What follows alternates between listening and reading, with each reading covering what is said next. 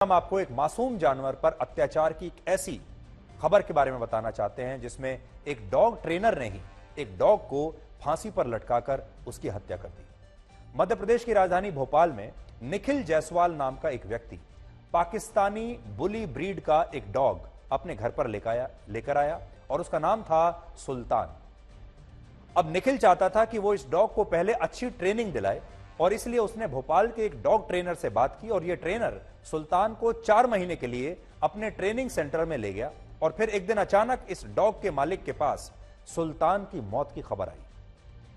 पहले आप यह देखिए कि रवि कुशवाहा नाम के ट्रेनर ने कैसे इस डॉग के गले में रस्सी बांधकर उसे लोहे के एक गेट से लटका दिया और यह डॉग तड़प तड़प कर मर गया। देखिए आप।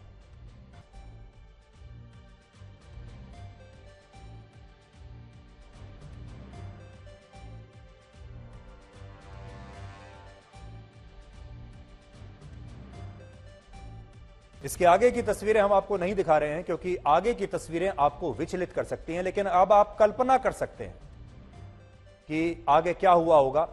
और ये तस्वीरें ऐसी विचलित करने वाली हैं कि हम आपको ये तस्वीरें, ये वीडियो बस यहीं तक दिखा पा रहे हैं। इस डॉग की उम्र 3 साल 7 महीने थी और यह पाकिस्तानी बुली नस्ल का एक डॉग था।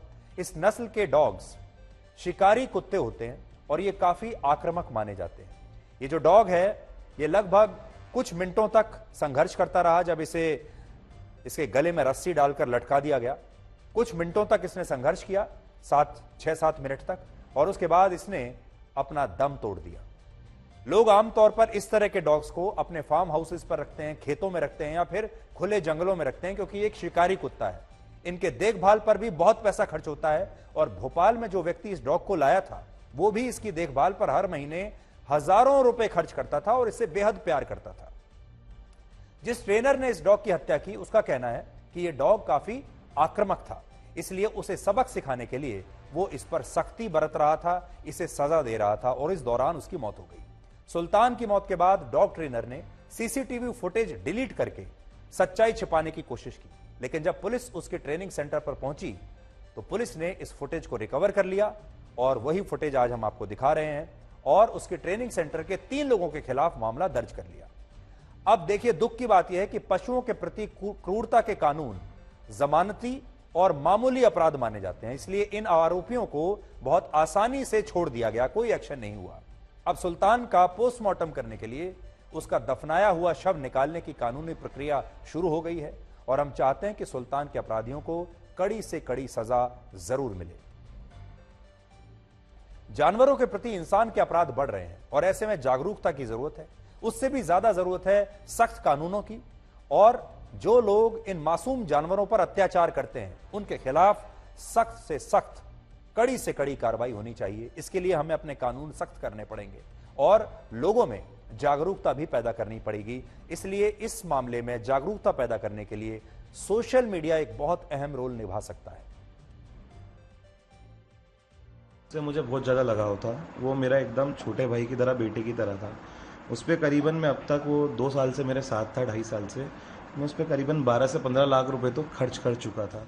9 अक्टूबर को अचानक से उसका कॉल आता है कि भैया सुल्तान को सांस नहीं आ रही है, कि उसको अटैक आ गया, ऐसा कुछ बोला। मुझे समझ नहीं आया, मैं घबरा गया एकदम से, क्योंकि उससे जितना मुझे लगाव था मुझे किसी से उतना लगाव नहीं है।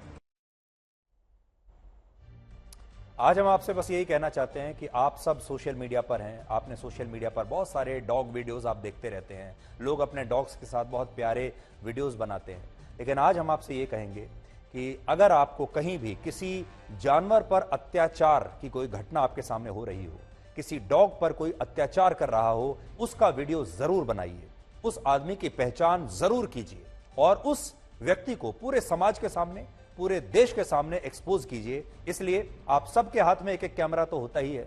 आज के बाद आप अपनी जो रील्स बनाते हैं, अपने आप को हीरो दिखाने के लिए जो रील्स बनाते हैं, कोई गाड़ी की छत पर खड़ा हुआ है, कोई ट्रेन की छत पर खड़ा हुआ है, कोई ऊपर से नीचे कूद रहा है, कोई बाइक पर स्टंट कर रहा है, थोड़े दिन ये सब रोक कर इन बेजुबान जानवरों के लिए एक मुहिम चलाइए।